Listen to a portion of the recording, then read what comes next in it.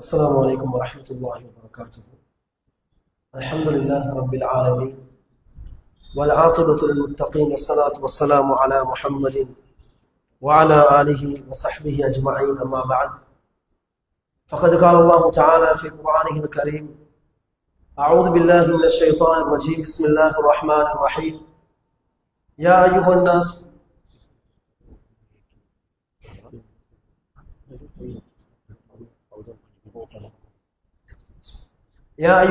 اتقوا ربكم الذي خلقكم من نفس واحدة وخلق منها زوجها وبث منهما رجالا كثيرا ونساء واتقوا الله الذي تساءلون به والأرحام إن الله كان عليكم رقيبا. மதிப்புக்குரிய பெரியோர்களே, சகோதரர்களே, தாய்மார்களே, சகோதரர்களே, கிரகணத்துடைய தொழுகையை நபிகள் நாயகம் ஸல்லல்லாஹு அலைஹி வஸல்லம் அவர்கள் நிறைவேற்றிவிட்டு மக்களுக்கு ஒரு உபதேசமும் கொத்துபாவும் செய்தார்கள். எனவே தொழுவது எவ்வாறு நபி வழியாக இருக்கிறதோ அதே போன்று அதனை தொடர்ந்து வரக்கூடிய அந்த குத்பாவை கேட்பதும் கிரகண தொழுகையினுடைய சார்ந்த ஒரு மிக முக்கியமான சுண்ணாவாக இருக்கிறது என்பதை இந்த இடத்தில் ஞாபகப்படுத்திக் கொண்டோம். இந்த கிரகணங்கள் வருகின்ற நேரத்திலே நபிகள் நாயகம் ஸல்லல்லாஹு அலைஹி வஸல்லம் அவர்கள் பொதுவாக முஸ்லிம்களாக எங்களுக்கு ஒரு வழிகாட்டலை செய்திருக்கிறார்கள். என்ன வழிகாட்டல் என்றால், வளமைக்கு மாற்றமான ஒரு ஆச்சரியமான ஒரு விடயம் நிகழ்கின்ற நேரத்திலே அவர்கள் தொழுதிருக்கிறார்கள். தொழுது விட்டு மக்களை பாவ மன்னிப்பு தேடுமாறு சொல்லி இருக்கின்றார்கள், சதகாக்களை கொடுக்குமாறு சொல்லி இருக்கின்றார்கள், கபருடைய வேதனைகளை விட்டு பாதுகாப்பு தேடுமாறு சொல்லி இருக்கிறார்கள் என்றால் ஏதோ இந்த உலகத்தில் ஒரு மாற்றம் நடந்து விடுமோ என்று நபிகள் நாயகம் ஸல்லல்லாஹு அலைஹி வஸல்லம் அவர்கள் அஞ்சுகின்ற அளவுக்குத்தான் இந்த கிரகணத்துடைய ஹதீசுகளை பார்க்கிற இடத்தை எங்களுக்கு விளக்குகிறது. நபி ஸல்லல்லாஹு அலைஹி வஸல்லம் அவர்களுடைய மகன் இப்ராஹிம் மௌத்தாக இருக்கிறார். மௌத்தாக இருக்கக்கூடிய இந்த சந்தர்ப்பத்துல கிரகணம் ஏற்படுகிறது. புகாரியில் வரக்கூடிய ஹதீஸ். அப்பொழுது அங்கிருந்த மக்கள் எல்லோரும் கதைக்க தொடங்கினார்கள். நபியுடைய மகன் இப்ராஹிம் மௌத்தானது என்பது உலகத்தில் ஏற்பட்ட மிகப்பெரிய ஒரு இழப்பு. எங்களுடைய தலைவர் முஹம்மது ஸல்லல்லாஹு அலைஹி வஸல்லம் மகன் மௌத்தானதனால் தான் கிரகணம் ஏற்பட்டிருக்கிறது என்று மக்கள் கதைக்க தொடங்கினார்கள். இந்த செய்தி நபிகள் நாயகம் ஸல்லல்லாஹு அலைஹி வஸல்லம் கேள்விப்படுகிறது. எப்படி கேள்விப்படுது? கிரகணம் ஏற்பட்டிருக்கிறது, மக்கள் கதைத்துக் கொண்டிருக்கிறார்கள், நபியுடைய மகன் இப்ராஹிம் மௌத்தானதனால் கிரகணம் வந்துவிட்டது. உடனே நபிகள் நாயகம் ஸல்லல்லாஹு அலைஹி வஸல்லம் சொன்னார்கள், ஃபஇன்ன ஷம்ஸ வல் கமர ஆயத்தானி மின் ஆயாத்தில்லாஹ். சூரியனும் சந்திரனும் அல்லாஹ்வுடைய அத்தாட்சிகள்ல மிக முக்கியமான ரெண்டு அத்தாட்சிகள். லா யன்கசிஃபானி லிமௌத்தி அஹதின் வலா லிஹயாத்தி. சூரிய கிரகணமோ சந்திர கிரகணமோ யாரோ மௌத்தானதனாலேயோ யாரோ பிறந்ததனாலேயோ ஏற்படக்கூடிய ஒன்றல்ல, இது அல்லாஹ்வுடைய ஏற்பாடு என்று சொன்னார்கள். ஏன்னா இப்ப மக்கள் பார்க்கிறாங்க, ஒரு நவீன மகன் மௌத்தா இருக்குது, அதனால கிரகணங்கள் ஏற்பட்டுக் கொண்டிருக்கிறது என்று மக்கள் கதைச்சாங்க. இந்த செய்தி நபிகளாரும் கேள்விப்பட்ட உடனே ரசூல் என்ன சொன்னாங்க தெரியுமா? நீங்க நினைக்கிற மாதிரி அல்ல, கிரகணம் ஏற்படுறது ஒருத்தர் மௌத்தானதுனாலேயோ ஒருத்தர் ஹயாத்தோடு ஈக்கிறதுனாலேயோ கிரகணத்துக்கு சம்பந்தம் இல்லை, இது அல்லாஹ்வுடைய ஏற்பாடு என்று நபிகள் நாயகம் ஸல்லல்லாஹு அலைஹி வஸல்லம் சொன்னார்கள். இன்னொரு ரிவாயத்தில் எப்படி வருது தெரியுமா? வலாகின் அல்லாஹ யுஹவ்விஃபு பிஹிமா இபாதஹு. அல்லாஹ் என்ன செய்றான் தெரியுமா? அல்லாஹ் இந்த கிரகணங்களை ஏற்படுத்துவதன் மூலமாக தன்னுடைய அடியாறுகளை பயமுறுத்துகிறார். ரசூல் என்ன சொல்றாங்க தெரியுமா? வளமையான ஷெட்யூல்ல சூரியன் வருது, சந்திரன் வருது, திடீரென்று கிரகணம் என்பது அந்த வெளிச்சம் இல்லாமல் போகுது. ஒரு குறிப்பிட்ட நேரத்துக்கு சூரிய கிரகணம் விட சூரியன் வெளிச்சம் இல்லாமல் போகும், சந்திர கிரகணம் விட சந்திரன் வெளிச்சம் வளமைக்கு மாற்றமாக போகும்.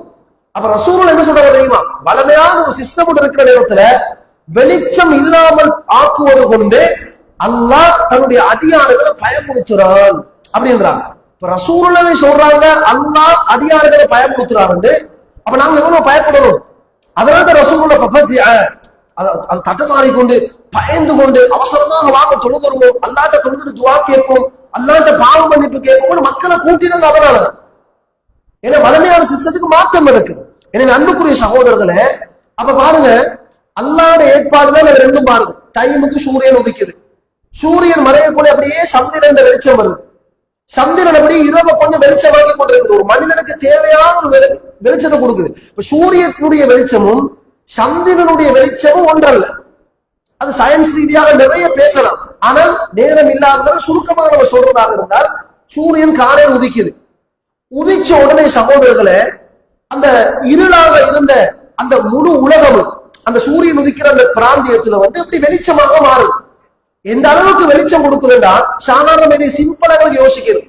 டே அண்ட் நைட் மெச் நடக்குது.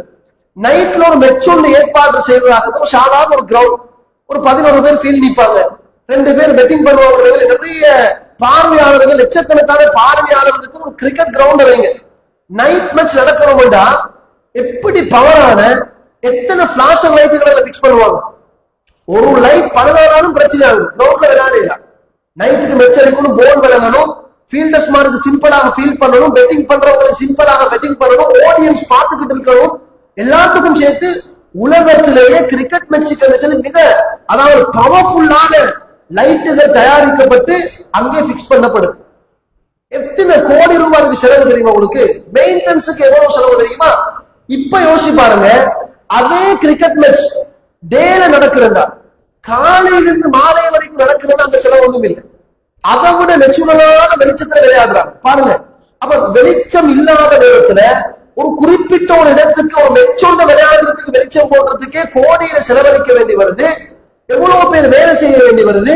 அந்த வெளிச்சம் இடையில திடீரென ஆஃப் ஆகினா அதை எப்படி திரும்ப வெளிச்சத்தை கொடுக்கறதுக்கு அதுக்குரிய ஏற்பாடுகளை செய்ய வேண்டி வருது. அப்ப ஒரு சாதாரண கிரவுண்ட் ஒன்றுக்கு வெளிச்சம் எடுக்கிறதுக்கே மனிதர்கள் இவ்வளவு பிளான் பண்றாங்கடா. காலத்துக்கு காலம் ஒவ்வொரு மாடர்ன்ல லைட்டுகளை உருவாக்குறாங்கடா. அல்லாஹ் நெச்சுரலான இந்த உலகத்துக்கு கொடுத்திருக்கக்கூடிய சூரியன் வெளிச்சம் இருக்குது, அதுக்கு உங்களுக்கு சமநிலைப்படுத்துறதுக்கு ஒன்றை காட்டேருமா? அல்லாத சூரியன் வெளிச்சம் மாதிரி என்ன வெளிச்சம் இருக்குது. நீங்க எத்தனை கோடி லைட்டை போட்டாலும், எத்தனை கோடிக்கு மேல எண்ணிலடங்காத லைட்டுகளை பிக்ஸ் பண்ணினாலும், அல்லாஹ் நெச்சுரல்ல உங்களுக்கு சூரியன் மூலமாக தர வெளிச்சத்தை உங்களுக்கு எடுக்கவே இயலாம். நினைச்சு பார்க்க முடியாது. அதனால அல்லாஹ் குர்ஆன்ல ஒரு வசனத்துல சொல்றான், குல் நபியே நீங்க சொல்லுங்க, அரஐதும் இன் ஜஅலல்லாஹு அலைக்குமுல் லைல சர்மதன் இலா யௌமில் கியாமா மன் இலாஹு கைருல்லாஹி யஅதீகும் பிதியா. இப்பையிலிருந்து உலகம் முடியும் வரைக்கும் அல்லாஹ் இன் ஜஅலல்லாஹு அலைக்குமுல் லைல சர்மதன் 24 hours நைட், இரவு மட்டும்தான் உங்களுக்கு அல்லாஹ் வச்சான்னு வைங்க. வெளிச்சம் எல்லாம் இல்லைங்க, நைட் மட்டும்தான். நீங்க நாள் முழுக்க இரவு தான். அப்படின்னு ஒரு சிச்சுவேஷன் வருமாக இருந்தால் அல்லாஹ் கேட்க சொல்றான், நபியை பார்த்து சொல்றான், மக்கள்கிட்ட கேளுங்க. நீங்க எதை கேட்கணும்? இன் ஜஅலல்லாஹு அலைக்குமுல் லைல சர்மதன், முழுக்க 24 மணி நாள் முழுக்க இரவாக வைத்தால் உங்களுக்கு வெளிச்சத்தை கொண்டு வரத்துக்கு யாராவது ஒருத்தர் இருக்கிறானான்னு கேளுங்க. உலகத்துல யாருமே இல்லை, அல்லாஹ் தவிர யாராலையும் இந்த இருட்டு முடியறதோட வெளிச்சத்தை கொண்டு வரக்கூடிய திறன் யாருக்குமே இல்லை, யாருக்குமே இல்லை. அடுத்த கேள்வி அல்லாஹ் கேட்கிறான், குல் அரஐதும் இன் ஜஅலல்லாஹு அலைக்குமுன் நஹார சர்மதன். சரி, இரவு விடுங்களே, அல்லாஹ் அந்த நாள் முழுக்க 24 மணித்தியாலத்தையும் பகலாகவே வச்சாங்க வைங்க, ஃபுல் வெளிச்சம், சூரியன் மட்டும்தான். இப்படி எல்லாம் ஒரு வெளிச்சம் குறைந்த ஒரு சிச்சுவேஷன் இல்லைன்னு வைங்க. மண் அல்லாஹ் கேட்கிறான், உங்களுக்கு ரெஸ்ட் எடுக்கிறதுக்காக பிலைலின் தஸ்குனூன ஃபீ, ரெஸ்ட் எடுக்கிறதுக்காக அந்த வெளிச்சம் எல்லாத்தையும் குறைச்சி இந்த இரவை கொண்டு வரதுக்கு வேற யாராவது ஒருத்தரை காட்டேருமா உங்களுக்கு? மன் இலாஹுன் கைருல்லாஹி யஅதீகும் பிலைலின் தஸ்குனூன ஃபீ, வேற யாராவது கடவுள் உங்களுக்கு இருக்குதா வெளிச்சத்தை எல்லாம் குறைச்சி போட்டு ஒரு நைட்டோட கொண்டு வந்துறதுக்கு? இல்ல. அப்ப முழுக்க 24 மணித்தியாலமும் வெளிச்சம் இருந்தாலும் மக்களுக்கு பிரச்சனை தான், 24 மணித்தியாலமும் இருட்டு இருந்தாலும் பிரச்சனை தான். அல்லாஹ் எப்படி சமநிலைப்படுத்துறான் தெரியுமா? காலையில வெளிச்சத்தை தந்து சூரியன் பவரை கொடுத்து மக்களுக்கு சொல்றான், ஃபன்தஷிரு ஃபில் அர்த், பூமியில நீங்க பறந்து போங்க, வபதகு மின் ஃபத்லில்லாஹ், அல்லாஹ்வுடைய ரிஸ்கை தேடி போங்கன்றான். உழைக்கிறதுக்கு அல்லாஹ் தஆலா ஒரு வெளிச்சத்தை தாரான். அது முடிஞ்சதுக்கு போறோம் பிலைலின் தஸ்குனூன ஃபீ, நைட்டுக்கு ரெஸ்ட் எடுங்க, தூங்குங்க. அத பாருங்க, இரவுல தூங்குறது என்பது அடிப்படை. அதனால அல்லாஹ் குர்ஆன்ல சொல்றான், நல்லவர்கள் கானு கலீலம் மினல் லைலி மா யஹ்ஜஊன், நல்ல மனிதர்கள் முஃமின்கள் இரவிலே குறைவாக தூங்குவார்கள். வபில் அஸ்ஹாரிஹும் யஸ்தக்ஃபிரூன், சஹருடைய நேரத்திலே எழும்பி அல்லாஹ்ட்ட பாவ மன்னிப்பு கேட்பாங்களா. இதுல என்ன அர்த்தம்? நைட்ல தூங்குறது என்பது அடிப்படை. அப்ப நைட்ல தூங்குறது என்பது அடிப்படையாக இருக்கும் சகோதரர்களே. அல்லாஹ் எவ்வளவு பெரிய ஒரு செட்டப் இந்த உலக மக்களுக்கு தந்திருக்கிறார். நாங்க யோசிக்கிறோம், இந்த கிரகணங்களை ரசூல் என்ன சொல்றாங்கன்னா, நீங்க அல்லாஹ்வுடைய அத்தாட்சிகளை யுஹவ்விஃபு பிஹிமா இபாதஹு, இந்த கிரகணத்தை வச்சு அல்லாஹ் மக்களை பயமுறுத்துறாங்கன்னா நாங்க பயப்பட்டு இருக்கிறோமா? யோசி பாருங்க. நாளை காலையில் எழும்புறோம், சூரியன் வரலண்டா எங்களுக்கு ரோட்ல போயிடுமா? சூரியன் வரல எங்களுக்கு வாழிடுமா? எவ்வளவு பெரிய பிரச்சனைகள் இருக்குது. அன்புக்குரிய சகோதரர்களை, அதிலும் ஸ்பெஷலாக நாங்க இன்னொன்று யோசிக்கிறோம் தெரியுமா? நாம் பிறந்து வாழக்கூடிய இந்த ஸ்ரீலங்காவுடைய நாட்டினுடைய இந்த காலநிலை இருக்குது, உலகத்தில் உங்களுக்கு எங்க போனாலும் கிடைக்காது. நீங்க வேண்டிய நாட்டை சொல்லுங்க பாப்போம். நீங்க எந்த நாட்டுக்கு போனாலும் ஸ்ரீலங்கால சிச்சுவேஷன் காரணம் உங்களுக்கு இல்ல. அழகான பேலன்ஸான இரவுகள் வருது, பேலன்ஸான பகல் வருது. சில நாட்டுல போய் பாத்தீங்கன்னா இரவு வரும் மணிச்சியால கணக்கு, பகல் கொஞ்சம் நேரம். இன்னும் சில நாடுகள்ல பகல் நோம்பு நோட்பாங்க 15 மணித்தியாலத்துக்கு மேல 18 மணித்தியாலம் நிறைய பகல் இருக்கும், ராம் கொஞ்சம் தான். இஷா தொழுது போட்டு அவங்க தூங்குறதுக்கு கொஞ்சம் முடிச்சு பிடிப்பாங்க, சொபைகள் தொழுது தூங்குவாங்க. ஆனா ஸ்ரீலங்கால அப்படி இல்லை, சமநிலையான காலநிலை. இதை நினைச்சு நாங்க அல்லாஹ்க்கு எவ்வளவு சுப்பூர் செய்யணும். இந்த நாட்டுல நாங்க வாழ்ந்து கொண்டிருக்கிறோம் என்றதுனால அடிக்கிற சூரியன் இந்த வெளிச்சத்தை பாருங்க, இந்த பவர் ஹீட், அந்த சூட்டை பாருங்க பாப்போம். எப்பயாவது ஸ்ரீலங்காவில சூடு கூட என்றதுனால ஸ்கூல் லீவு கொடுத்தீங்கதான், சும்மா மாச கணக்குல. கம்பெனி லீவு கொடுத்திக்கிறாங்களா மாச கணக்குல? இல்லையே. வளர்ந்து ஸ்கூல்ல டைம் மாத்திக்கிறான். 7:30க்கு ஸ்கூல் ஸ்டார்ட் ஆகும், 8 o'clock கவர்மெண்ட் ஸ்கூல்ல 8 மணிக்கு ஸ்டார்ட் ஆகும்.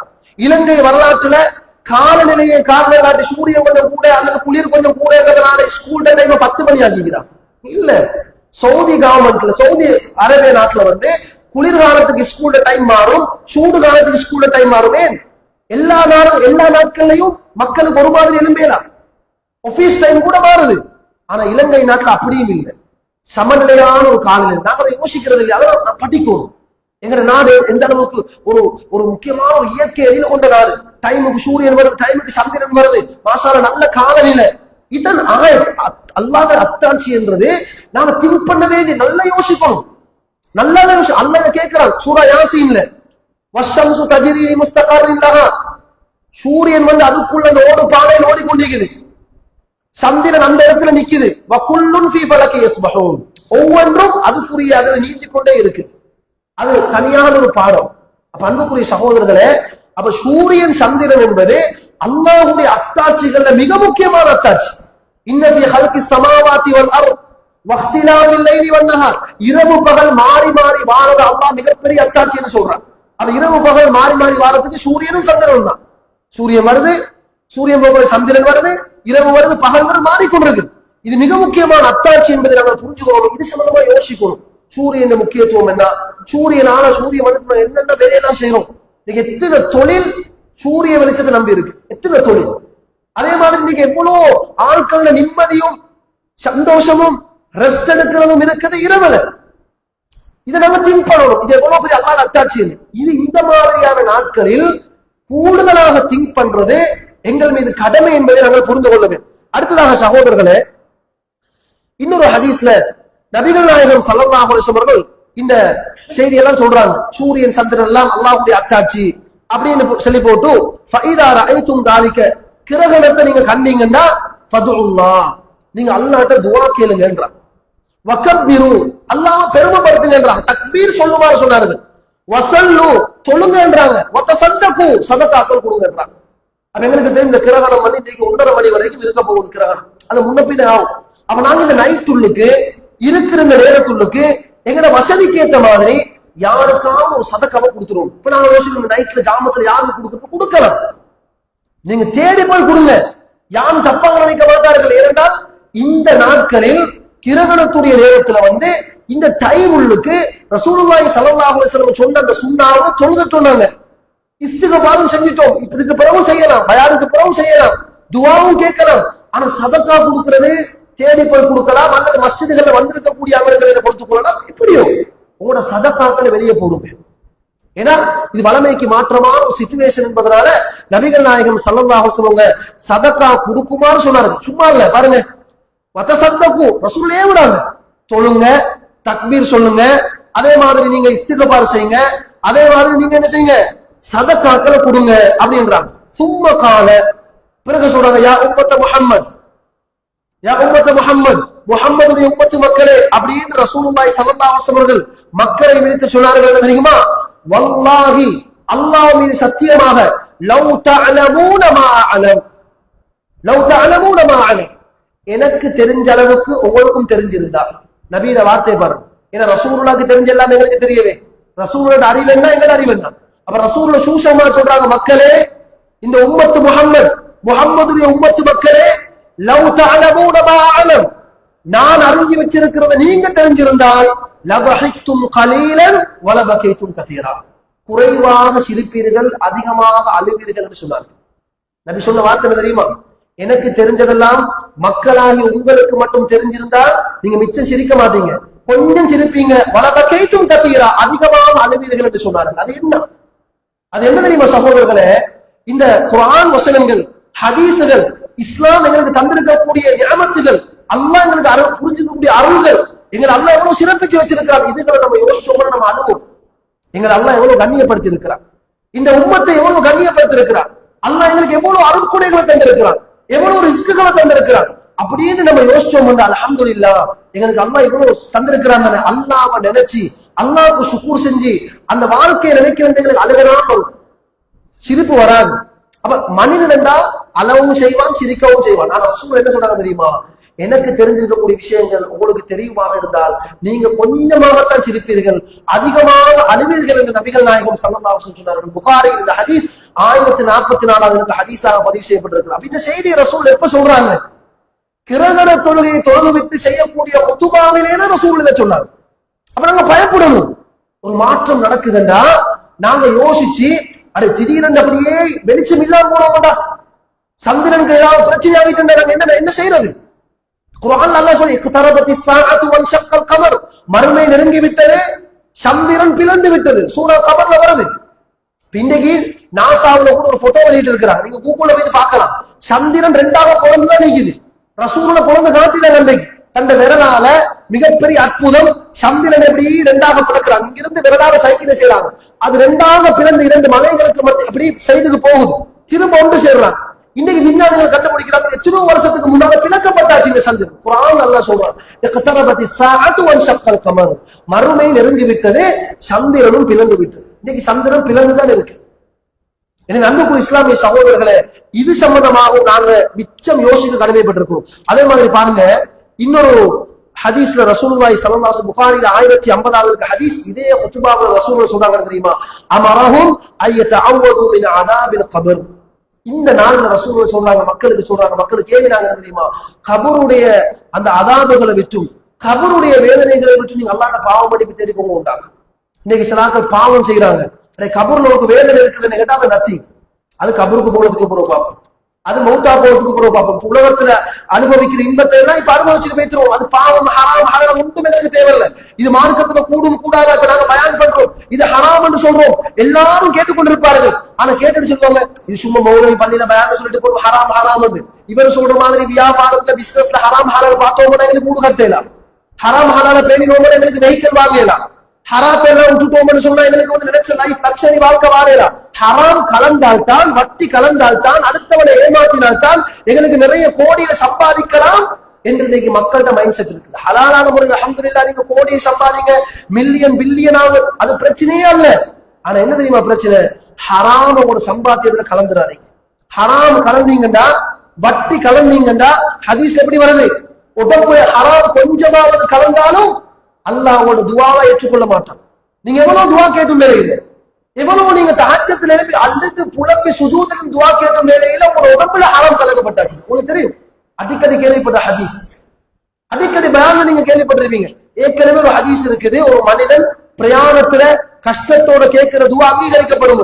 ஆனா ரசூலுல்லாஹ் உதாரணத்தை சொல்றாங்க தெரியுமா? ஒரு மனிதர் பாலைவனத்துல பயணம் செஞ்சு களைப்போட வருகிறார், தலைவிரி கோலமாக வருகிறார், அஸ்கஸ அக்பர், தூஷெல்லாம் பட்டிருக்குது, பாக்குறதுக்கே பரிதாபமாக இருக்கிறது. அல்லாஹ்ட்ட கையேந்தி கேட்கிறார், யா அல்லாஹ் அவனோட கஷ்டத்தை எல்லாம் இல்லாமக்குன்னு அவங்க துஆ கேட்கிறான். ரசூலுல்லாஹ் சொன்னாங்க தெரியுமா? அவன் சாப்பாடு ஹராம், அவன் தின்றது ஹராம், அந்த கஷ்டப்பட்ட மனுஷன் தின்றது ஹராம், குடிக்கிறது ஹராம், உடுத்திருக்கிற உடுப்பு ஹராம், வகுத்திய பில் ஹராம், தின்றது ஹராம், குடிக்கிறது ஹராம், உடுக்கிற உடுப்பு ஹராம், ஒழுக்க ஹராத்தை கொண்டு வளர்க்கப்பட்டவன் ஃபஅன்னா யுஸ்தஜாபு லஹு, அவன் கேட்கிற துஆ எப்படி அப்பா ஏற்றுக்கொள்ளப்படும் நபிகளார் கேட்டார். அப்ப நாங்க திங்க் பண்ணணும் என்ன தெரியுமா? மௌத்து திடீரென்று வரும், கபர்ல கொண்டு வைப்பாங்க, ஏக சம்பாத்தியம் 100% ஹலாலாக இருக்குது. நான் பொய் சொல்லி வியாபாரம் பண்றேனா, ஏமாத்தி வியாபாரம் பண்றேனா, அடுத்தவனை கீழே போட்டு மேலுக்கு வரவங்களை வியாபாரம் பண்றேனா, ஒரு பொருளை மறைச்சு வியாபாரம் பண்றேனா, குறைய மறைச்சு பொய் சொல்லி வியாபாரம் பண்றேன். இதெல்லாம் நம்ம சரியாக யோசிக்கணும் சகோதரர்களே. உலக வாழ்க்கைன்றது சிம்பிளாக முடிஞ்சிடும், சிம்பிளாக முடிஞ்சிடும். நேற்று முதல் ஆக்சிடென்ட் நீங்க பாத்துருப்பீங்க, பஸ் ஆக்சிடென்ட். ரோட்ல வரக்குள்ளே அது என்ன நடந்ததுன்னு தெரியும், அப்படியே 500 அடி பள்ளத்துல கீழே உழுது. அவன் நினைச்சு பார்த்திருப்பானா? ஒவ்வொருத்தரும் அந்த ஆக்சிடென்ட் ஆகிறதுக்கு முன்னால எவ்வளோ ஒரு ஃபன்ல இருந்திருப்பாங்க. உலகத்தை பத்தி எப்படி யோசிச்சிருப்பான், எத்தனை பேரோட கோல் பேசியிருப்பான், எத்தனை போட்டோக்கள் இன்னைக்கு வெளியே வருது. அவங்க அதுக்கு முன்னால எடுத்த போட்டோஸ் பேஸ்புக் திறந்து பாருங்க. ஒவ்வொருத்தரும் நிலைமை, பிள்ளைக்கு டாய்ஸ் வாங்கிட்டு போன டாய்ஸ் அப்படியே இருக்குது. ஒவ்வொருத்தர் ஐட்டங்கள் அவங்க கையில வச்சு உடுப்பு அப்படியே இருக்குது. அப்படி மௌத்து, கால் உடஞ்சி, கை உடஞ்சி, களத்தொடஞ்சி, சில நாட்கள் காயத்தோடு இருக்கிறாங்க. யோசிச்சு பாருங்க பாப்போம். அப்ப மனுஷன் எப்பயும் செல்லுறாங்க. அண்மையில பரபரப்பான இந்த பிளைட் ஆக்சிடென்ட், ஏர் இந்தியா விமானம் ஏறினத்தோட கீழே வருது. சுபஹானல்லாஹ், எத்தனை ஒரு எதிர்பார்ப்போட எத்தனை முக்கியமானவங்க பிளைட் எடுக்கிறாங்க. எத்தனை மனுஷியாளர்கள் அந்த இடத்துக்கு போயிடுவோம் ஆசையோடு இருந்திருப்பாங்க. எத்தனை பேர் வீட்டுக்கு கொண்டு போய் கொடுக்கறதுக்கு ஸ்வீட் ஐட்டம் வாங்கி வச்சிருப்பாங்க. எத்தனை பேர் கிஃப்ட் வாங்கி வச்சிருப்பாங்க. அப்படி கொஞ்சம் பறந்தாலும் பரவாயில்லையே, கண் முன்னால விளங்குது பிளைட் ஏறினத்தோட கீழே விழுது. அப்ப பிளைட் ஒசக்க பறக்கிறதும் மனுஷன் கண்டுபிடிப்பாக இருந்தாலும் அதனால ஏற்பாடுதான். இங்கிருந்து பிளைட் அப்படியே மேல போகுது, அது அவ்வளவு மனுஷியாளர்கள் வானத்துல பறக்கணுமே. இது யார் ஏற்பாடு? பறவை பறக்குது. அல்லாஹ் குர்ஆன்ல சொல்றான், சாஃபாத்தின் வயகபிதுன் மாயும்சிகுஹுன்ன இல்ல ரஹ்மான்.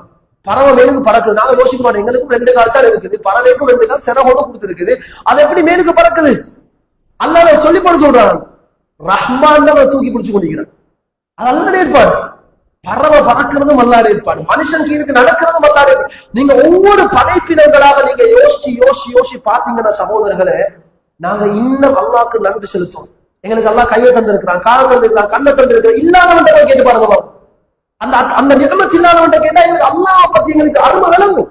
எனவே சகோதரர்களை, இதுகளை யோசிச்சு நாங்க மௌத்தை பத்தி பயப்படுவோம். கபருடைய வேதனையை பத்தி ரசூல் ஏன் பாதுகாப்பு கேட்க சொன்னாங்க சொல்லுங்க பாபு. அத்தகையாத்துல ஓடி முடிஞ்சதுக்கு அப்புறம் முக்கியமான 4 விஷயத்தை விட்டு பாதுகாப்பு தேடும். தஜ்ஜால் ஃபித்னா விட்டு பாதுகாப்பு தேடும். ஏன் பெங்களை சொல்லியிருந்தானே, நாங்க ஸ்ட்ராங் ஆகிக்கிறோம், அக்கீதாவில் நாங்க மார்க்கத்தை படிச்சிருக்கோம், தஜ்ஜால் வரட்டுமே, வேண்டியாக்க நாங்க ஃபேஸ் பண்ணுவோமே. ரசூலை எப்படி வாங்கினாங்க, தஜ்ஜால ஃபித்னா விட்டே பாதுகாத்து ஃபேஸ் பண்றதே எல்லாம் நாங்க வைத்துருவோம். ஏன்னா எங்களுக்கு சொல்லணும், நான் தஜ்ஜால் அவன் சொன்னா எதை சொன்னா நான் கேட்க மாட்டேன், நான் தஜ்ஜால் எடுத்து போராடுவேன், இப்ப சொல்லலாம். அந்த டைம்ல எனக்கு நிலைமை எப்படியோ தெரியா. அதனாலதான் மின் ஃபித்னத்தில் மஸீஹ் தஜ்ஜால், தஜ்ஜால ஃபித்னா விட்டு என்ன பாதுகாத்துறியா அந்த துவாக்கி. அதோட டச் பண்ணித்தான் கபரு வேதனை விட்டு பாதுகாப்பு தேடுறது சகோதரர்களே. ஏன்னா கபரு வேதனைன்றது அது சரியாக அமையலண்டா, கபருட உள்ளுக்கு கேட்கிற கேள்விக்கு நாங்க சரியாக பதில் கொடுக்கலண்டா, அதுல கொடுக்குற வேதனை இருக்குது, அது தாங்க முடியாத வேதனை. இன்னைக்கு நாங்க ஒரே ஜனாசா பேங்க சொல்ற விஷயம் தான். என்ன விஷயம்? கபூர்ல கொண்டு போய் அடக்கம் செஞ்சதுக்கு போது முதல்ல ரசூலுல்லாஹ் ஆரம்ப காலத்துல கபூரடிக்கு போய் ஜியாரத் செய்யறது ரசூலுல்லாஹ் தடை செஞ்சாங்க. ஜியாரத் என்ன? அந்த இடத்துக்கு போயிட்டு பார்த்துட்டு வாரு, துவா ஓதிட்டு வாரு, சலாம் சொல்லிட்டு வாரு. அதுக்கு ரசூல் ஒரு மெத்தட் சொல்லிக்கிறார். ஆரம்ப காலத்தில் நபிகள் நாயகம் ஸல்லல்லாஹு அலைஹி வஸல்லம் தடை செஞ்சாங்க, ஜியாரத் ஒன்று இல்லைன்னா. அதுக்கு பின்னாடி ரசூல் அனுமதி கொடுக்குறாங்க, குந்து நஹைத்துக்கும் அன் ஜியாரத்தில் குபூர், கபறுகளை போய் சந்திச்சுட்டு வரணும் தடை செய்திருந்தேன், இப்ப அந்த தடையெல்லாம் இல்ல. ஃபஸூருஹா, நீங்க போய் என்ன செய்யுங்க, கபறுகளை ஜியாரத் பண்ணுங்க. ஃபஇன்னஹா துதக்கிருக்கும் ஆகிரா. ஏன் ஜியாரத் பண்ண சொன்னாங்க தெரியுமா? ஏன் கபரடிக்கு போக சொன்னாங்க தெரியுமா? அது மறுமை நாளுடைய சிந்தனையும் உங்களுக்கு தருது. சும்மா அங்க போய் ஜோக் அடிச்சுட்டு ஃபன் பண்ணிட்டு வரல, அங்க போய் பார்க்க ஒரு ஒரு மனுஷன் அடக்கம் செய்யப்பட்டிருக்கிறான். எங்களோட ஒன்றா பள்ளியில தொழுத மனுஷன், ஒன்றாக சாப்பிட்டவர், போன வருஷம் ரமதான் கியாமுலே தொழுத மனிதன், நேத்து முந்தினாத்து கல்யாணத்துல எங்களோட சேர்ந்து சகன்ல கையை போட்டு சாப்பிட்ட மனுஷன் இன்னைக்கு கபருக்குள்ள இருக்கிறான். யோசிக்கணும், இதே நேரம் நானே கிடக்கும் வரும் கபரை பத்தி சிந்திக்கிறது. கபருக்குள்ள என்ன நடக்குது? கொண்டு போய் வச்சதுக்கு பிறகு கேள்விகளை கேட்கறது முன்கர் நக்கீர் வருவாங்க, வந்து கேட்பாங்க. எப்படி கேட்பாங்க? சிம்பிளான கேள்வி. பெரிய அந்த டெக்ஸ்ட் புக்ல போய் படிச்சு காமர்ஸ் படிச்சு சயின்ஸ் படிச்சு பாஸ் ஆகி பாடமாக்கிட்டு சொல்ற பதில் ஒன்றும் இல்ல. அது அஹதியாவுல நாங்க சின்ன வயசுல பாடமாக்கியாச்சு. 3 கேள்வி சிம்பிளான கேள்வி. மன் ரப்புக்க மன் நபியுக்க வமா தீனுக்க, இந்த 3 கேள்வி ஃபர்ஸ்ட் கேட்பாங்க. உங்களோட ரப்பு யார், உங்களோட நபி யார், உங்களோட மார்க்கம் என்ன? யாருக்காவது பதில் தெரியாம கேட்கிறீங்களா? இல்ல யாருக்காவது மன் ரப்புக்குன்னு கேட்டா பதில் சொல்ல தெரியாதா கிடைக்கிறீங்க? எல்லாருக்கும் தெரியும். ரப்பு யாருன்னு கேட்டா அல்லாஹ்னு சொல்லுவீங்க, நபி யாருன்னு கேட்டா முஹம்மதுன்னு சொல்லுவீங்க ஸல்லல்லாஹு அலைஹி வஸல்லம், மார்க்கம் என்ன கேட்டா இஸ்லாம்னு சொல்லுவீங்க. ஆனா அதென்ன விஷயம்? மஸ்ஜிதுல் குபாக்கு பக்கத்துல ஒரு கிணறு ஒன்று இருக்குது. அந்த கிணத்து படியில ரசூலுல்லாஹி ஸல்லல்லாஹு அலைஹி வஸல்லம் உட்கார்ந்து கொண்டிருக்கிறாங்க. வலது சைடுக்கு அபூபக்கர் ரலியல்லாஹு அன்ஹு, இடது சைடுக்கு உமர் ரலியல்லாஹு அன்ஹு, முன்னால உஸ்மான் ரலியல்லாஹு அன்ஹு, 3 பேரும் கிணத்து கட்டில உட்கார்ந்து கொண்டிருக்கிற நேரம் நபிகளார் 3 பேரையும் பார்த்து சொன்னாங்க, நீங்க 3 பேரும் சொர்க்கம் வேண்டாம், 3 பேரும் சொர்க்கவாதினா. அப்ப சொர்க்கத்தை கொண்டு நன்மாராயம் கூறப்பட்ட சஹாபி உமர் ரலியல்லாஹு அன்ஹு ரசூலுல்லாஹி கேட்கிறாங்க, யார சொல்லலாம், கபூர்ல கேள்விகளுக்கு இருக்குன்னு சொல்றீங்களே, இந்த கேள்வி அவங்க கேட்டா எனக்கு பதில் சொல்றதுக்கு அல்லாஹ் அந்த சக்தியை தருவானான்னு கேட்கிறாங்க. இது யாரு கேட்கிற கேள்வி? சொர்க்கம் கன்ஃபார்மான சஹாபி கேட்கிற கேள்வி. நாங்க நீங்க எவ்வளவு யோசிக்கணும். அப்ப ரசூலுல்லாஹி சொல்றாங்க, இந்த துனியாவுல அல்லாஹ்வுடைய தூதர் சொல்ற மாதிரி இந்த மார்க்கத்தை ஃபாலோ பண்ணி நீங்க வாழ்ந்துட்டீங்கன்னா கபருக்கு போறதுக்கு அப்புறம் உங்களுக்கு அந்த கேள்விக்கு பதில் சொல்ற டேலண்ட் அல்லாஹ் தருவான். அல்லாஹ் தருவான். உங்களுக்கு தெரியுமா சகோதரர்களே, இப்ப எங்கட ரூஹ் நல்லா விளங்குறங்க, சக்கராத்துடைய நேரத்துல மலக்குள் மௌத் எங்க ரூஹ கைப்பற்றுறான். ரூஹ எடுத்துக்கொண்டு மேலுக்கு போறான். நல்லடியார்களாக இருந்தா மேலுக்கு 18 அல்ல அதை பதிவுறான். கெட்டடியார்களாக இருந்தா வானத்துக்கு எங்க ரூஹ எடுக்க மாட்டான். ரிஜெக்ட் ஆகும், நிலத்துக்கு கீழே தான் பதிவு செய்யப்படும். அது நீண்ட சப்தத்தை சுருக்கமா சொல்லி முடிக்கிறேன். அப்ப டெம்பரரிக்கு அல்லாஹ் என்ன தெரியுமா செய்யறான், மலக்குள் மௌத்தை போட்டு எங்கட ரூஹ் அப்படியே பொடியில இருந்து கலட்டி எடுத்து அங்க பதிவுல வச்சிருவான். நல்லவோ கெட்டவோ, நல்லவர்களோட ரூஹோ கெட்டவர்களோட ரூஹோ உடம்புல இருந்து கலட்டியாச்சு. அப்புறம் எனக்கு ஒண்ணும் செய்யல, அது குடுப்பாட்டம் அடக்கினதுக்கு போறோம். திரும்ப அந்த ரூஹ திரும்ப கொடுக்கப்படுது. கொடுத்ததுக்கு பிறகு மண் ரப்புன்னு கேட்டா, நபி யாருன்னு கேட்டா, உங்களோட மார்க்கம் என்னன்னு கேட்டா, பதில் சொல்றதுக்கு பழைய ஞாபகம் வரணுமா இல்லையா? ஞாபகம் வரணுமா இல்லையா? நாக்கு திறமா பேசணுமா இல்லையா? ஏன்னா புதுசாக திரும்ப ரூஹ் கொடுக்கப்படுது. அப்ப நாங்க அல்லாஹ்ட்ட எவ்வளவு துவா கேட்கணும். இன்னைக்கு சாதாரண ஒரு ஆபரேஷன் நடக்குது. இன்னைக்கு ஆபரேஷன் நடக்க போய் நீங்க போய் பாருங்க பாப்போம். ஹாஸ்பிட்டல்ல, பிரைவேட் ஹாஸ்பிட்டல் ஆபரேஷன் பண்ணினீங்கன்னா ஒரு பில் ஒன்று வரும். அந்த பில்லுல மெயின் டாக்டருக்கு எவ்வளவு? உடுகலை சாதாரண ஒரு புள்ள கிடைக்கிறதுக்கு போறீங்க, ஒரு சிசேரியன் ஆபரேஷன் நடக்குது, புள்ள கிடைக்கிறதுக்கு மெயின் டாக்டருக்கு ஒரு 75,000 போட்டிருப்பான் ஃபீஸ். அது கீழே இன்னொரு டாக்டர் எனஸ்தட்டிஷியன் போட்டு ஒரு 40,000 போட்டிருப்பான். எனஸ்தட்டிஷியன் யாரு? அவங்க ஊசி அடிக்கிறவங்க, அந்த மரக்கடிக்கிற ஊசி அடிக்கிறவங்க. அவங்களோட வேலை என்ன? இப்ப பெரிய டாக்டர் சரி கையில கிளவுஸ் எல்லாம் போட்டுட்டு வந்து மணித்தியால கணக்குல கத்தி எடுத்துக்கொண்டு வெட்டி கொண்டு ஆபரேஷன் ரத்தம் எல்லாம் பார்த்துக்கொண்டு ஆபரேஷன் பண்றவன் அவனுக்கு ஒரு 75,000 எடுக்கிறது நியாயம் என்று வைங்களே. ஒரு சின்ன ஒரு ஊசல்ல கொண்டு வந்து மரக்கடிக்கிறதுக்கு ஆபரேஷன் முடியும் வரைக்கும் மரக்கடிக்கிறதுக்கு ஒரு ஊசி தான் அடிப்பான். இந்த ஊசி அடிக்கிற டாக்டருக்கு 40,000 எந்த கொடுக்குறது? சிம்பிளான விஷயம். ஊச கொடுத்தா யார் படிச்சிருக்கோம்? கிளினிக்ல நேஸ்மா ஊசி அடிக்கிறாங்களா இல்லையா? அப்ப எனக்கு ஆபரேஷன் பண்ணக்குள்ள அந்த டாக்டருக்கு அடிக்கிறதுக்கு ஊசிக்கு மட்டும் ஊசி அமௌண்ட் அல்ல, டாக்டர் ஃபீஸ் எல்லாம் சொல்றேன். ஏன் தெரியுமா? எனஸ்தீசியான்றது சகோதரர்களே தனியான ஒரு கலை. அந்த ஊசி செய்யற வேலை என்ன தெரியுமா?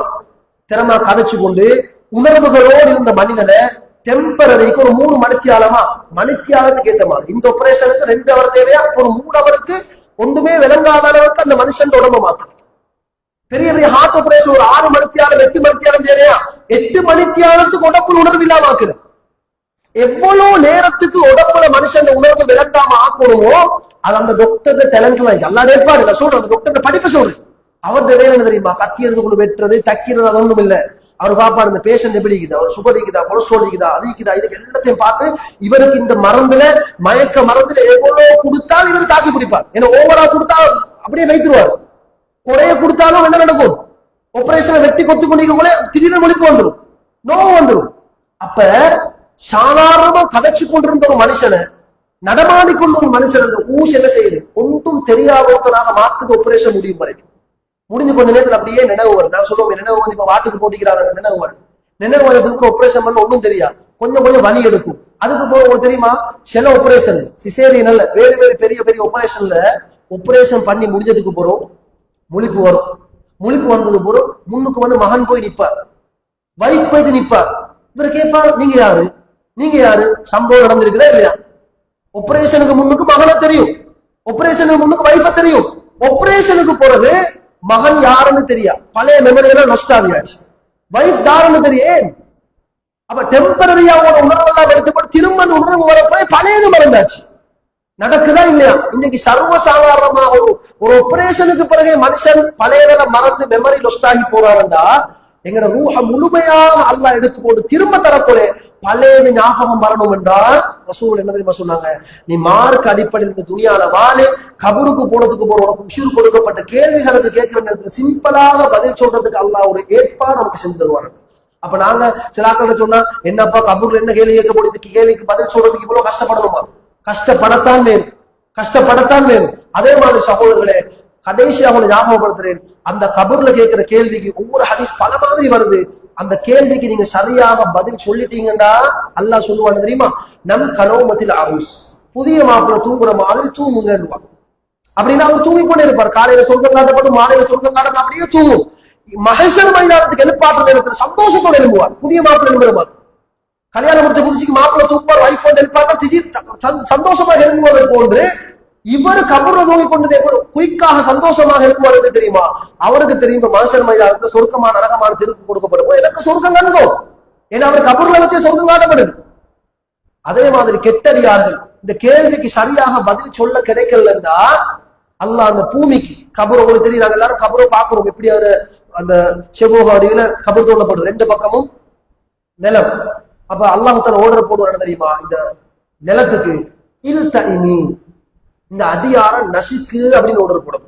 ஹதீஸ்ல வருது சகோதரர்கள், அல்லாஹ் பாதுகாக்கணும். அந்த கேள்விக்கு சரியாக பதில் சொல்ல தவறிட்டோம்டா கபூர்ல உள்ள ரெண்டு பக்கமும் மனுஷன் பொடி அப்படியே நெசுக்கும். எப்படி தெரியுமா நெசுக்கும்? 2 விழா பிரஷ் முள்ளிக்குது, ஒவ்வொரு பிரஷ் முள்ளும் ஒன்றோடு பின்னி கொள்ற அளவுக்கு அப்படியே சக்கையாக்கி போட்டு தாங்க இந்த மாதிரி யோசிச்சு பாருங்க பாப்போம். அப்ப எங்களுக்கு மையவாதி முன்னாடி நாங்க கொஞ்சம் யோசிக்கும். ஒவ்வொரு பாவத்தை செய்யற நேரத்தில் நாங்க யோசிக்கும். இடையில செய்யறது இப்ப மௌத்து வந்தா, அடுத்தவனை ஏமாத்தக்குள்ள யோசிக்கணும் இப்ப மௌத்து வந்தா, அடுத்தவனுக்கு துரோகம் செய்யக்கூடிய யோசிக்கணும் மௌத்து வந்தா, அடுத்தவனுக்கு தேவையில்லாம வாயால பேசி ஏசக்கூடிய நாங்க யோசிக்கணும் மௌத்து வந்தா, ஹராம செய்யக்கூடிய மௌத்து வந்தால் அடுத்தவன காணியை பறிச்சு கொண்டு, அடுத்தவன ஊட்ட பறிச்சு கொண்டு, அடுத்தவன சொத்துக்களை பறிச்சு கொண்டு கோர்ட்ல வழக்கு பேசி நாங்க ஏதோ நோயில போட்டு வெண்டுட்டோம் ஒரு சந்தோஷத்துல நிக்கிறோம். ஆனா உங்களோட மனசாட்சிக்கு தெரியும் நீங்க செஞ்சது துரோகம், உங்களோட சொந்த காணி அல்ல, உங்களோட சொந்த ஊடு அல்ல. மௌத்து வந்தா கபருடைய வேதனையை பத்தி அப்ப ரசூலுல்லாஹி ஸல்லல்லாஹு அலைஹி வஸல்லம் கபருடைய வேதனையை விட்டு பாதுகாப்பு தேடுவார் அந்த ஹதீஸ் சொல்லி இருக்கிறார். எனவே அன்புக்குரிய இஸ்லாமிய சகோதரர்களே, கடைசியாக இன்னொரு ஹதீஸை மட்டும் சொல்லி முடிச்சு கொள்றேன். ரசூலுல்லாஹி ஸல்லல்லாஹு அலைஹி வஸல்லம் இந்த கிரகண தொழுகையை தொழுது கொண்டிருக்கிற நேரம் ஒரு சப்ஜெக்ட் நடக்குது. என்ன நடக்குதுன்னா, நபிகள் நாயகம் ஸல்லல்லாஹு அலைஹி வஸல்லம் தொழுது முடிஞ்சதோட சஹாபாக்கள் கேட்கிறாங்க, யா ரசூலல்லாஹ் ரஅய்னாக தனாவல்த ஷைஅன் ஃபீ மகாமிக், தொழப்போய் நாங்க பார்த்தோம் நீங்க நின்று கொண்டிருக்க கூட ஏதோ அந்த கையை போட்டு பிடிக்க போற மாதிரி இருந்துச்சு அப்படின்னு. சும்மா ரஅய்னாக கஅகஅத, கையை போட்டு பிடிக்க பாத்தீங்க, அதுக்கப்புறம் நீங்களாவே பின்வாங்கிட்டீங்க, என்னன்னு கேட்கிறாங்க. கால ரசூலுல்லாஹ், அப்ப ரசூலுல்லாஹ் சொன்னாங்க என்ன தெரியுமா? இன்னி ரஅய்துல் ஜன்னah, நான் சொர்க்கத்தை கண்டேன். ஃபதனாவல்து உன்கூதன், அங்க ஒரு பல குலையோட நான் கையை போட்டு எடுக்க பார்த்தேன், ஆனா எனக்கு எடுக்க கிடைக்கல. வலவு அசப்துஹு, நான் அந்த பல குலையை எடுத்திருந்தால் லஅகல்து மின்ஹுமா பக்கியத்தி துன்யா, இந்த துனியா முடியும் வரைக்கும் நீங்க அதை சாப்பிடலாம்.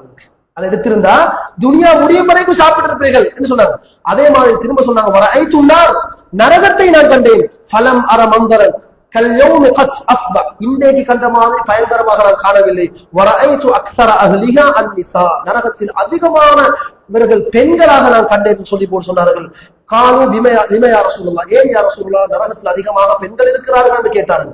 அப்போது நபிகள் சொன்னார்கள், பிகுஃப்ரிஹின்ன, அவங்க குஃப்ர் வைக்கிறாங்க. உடனே சஹாபாக்கள் கேட்டாங்க, கீழ யக்ஃபுர்ன பில்லாஹ், அந்த பெண்கள் அல்லாஹ்வுக்கு குஃப்ர் செய்றாங்களா, அல்லாஹ்வை நிராகரிக்கிறாங்கன்னு கேட்டாங்க. ரசூலுல்லாஹ் சொன்னாங்க, இல்ல, யக்ஃபுர்னல் அஷீர, கணவன்மாருக்கு நன்றி மறந்து பேசுகிறார்கள். வயக்ஃபுர்னல் இஹ்சான், எவ்வளவோ நல்லதை செஞ்சு கொடுத்தாங்க, எவ்வளவு நல்லதை செஞ்சாலும் கணவன்மார நன்றி மறந்து பேசுகிறார்கள். நபிகள் அதை விளங்கப்படுத்துறாங்க தெரியுமா? லவ் அஹ்சன்த இலா இஹ்தாஹுன்ன தஹர குல்ல, உங்களோட மனைவிக்கு நீங்க காலம் முழுக்க நலவுதான் செய்றீங்க. அத்தகரக்குள்ள காலம் முழுக்க நலவு செய்றீங்க, கேட்கறது கொடுக்குறீங்க, அன்பாக இருக்கிறீங்க, பண்பாக இருக்கிறீங்க, எல்லாம் நல்லவ செய்றீங்க. சும்மா ரஅத் மின்க ஷைஅன், பிறகு உங்களோட சின்ன ஒரு குறையோட உங்களோட மனைவிக்கு விளங்குது. ஒன்றோ நீங்க சென்னதை குறைத்து கொடுக்கல, அல்லது சின்ன ஒரு குறையோட விளங்குது. ஒரு குறை விளங்கினத்தோட அந்த பெண்கள் என்ன சொல்லுவாங்க தெரியுமா? காலத் மாரஐது மின்க கைரன் கத்து, உங்கள்ட்ட எப்பயாவது நலவை கண்டிக்கிறேனான்னு கேட்டுருவாங்களா, நீங்க எப்பயாவது நான் சொன்னதை செஞ்சுக்கிறீங்களா, நன்றி மறந்து பேசி விடுவார்களாம். இத ரசூலுல்லாஹ் இந்த கிரகண தொழுகையில குத்துபால சொல்றாங்கன்னா யோசிச்சு பாருங்க. எங்களோட தாய்மார்கள் சகோதரிகள் எவ்வளவு கவனமாக நடக்கும். அப்பப்ப ஹஸ்பண்ட்மாருக்கு சின்ன சின்ன பிரச்சனைகள் தவறுகள் நடக்கிறது சமாளிச்சுட்டு போய்த்தரணும். இது நீங்க கல்யாணம் முடிச்சு 10 வருஷம் 30 வருஷம் 40 வருஷமா ஏதாவது நீங்க இதுவரைக்கும் நான் சொன்னதை கொண்டு வந்திருக்கிறீங்களா, நான் சொன்னதை கேட்பீங்கன்னா நன்றி மறக்கிற பேச்சு பெண்கள் பேசக்கூடாது என்பதையும் நபிகள் நாயகம் ஸல்லல்லாஹு அலைஹி வஸல்லம் இந்த கிரகண குத்பாவிலே ஞாபகப்படுத்தி இருக்கிறார்கள். எனவே அன்புக்குரிய சகோதரர்களே, நாங்க அல்ஹம்துலில்லாஹ் ரசூலுல்லாஹ் காட்டி தந்த முறையில இந்த தொழுகையை நிறைவேற்றிட்டோம், குத்பாவை நாங்க முடிக்கிறோம். இப்ப நீங்க வீட்டுக்கு போனாலும் என்ன செய்யுங்க, பாவ மன்னிப்புக்கு இஸ்திக்பார் செய்யுங்க, சதகாக்கள் கொடுங்க என்ற செய்தியை ஞாபகப்படுத்தி முடித்துக் கொள்கிறேன். அஸ்ஸலாமு அலைக்கும் வரஹ்மத்துல்லாஹி வபரகாத்துஹு வ ஆகிரு தஅவானா அல்ஹம்துலில்லாஹி ரப்பில் ஆலமீன். அஸ்ஸலாமு அலைக்கும்.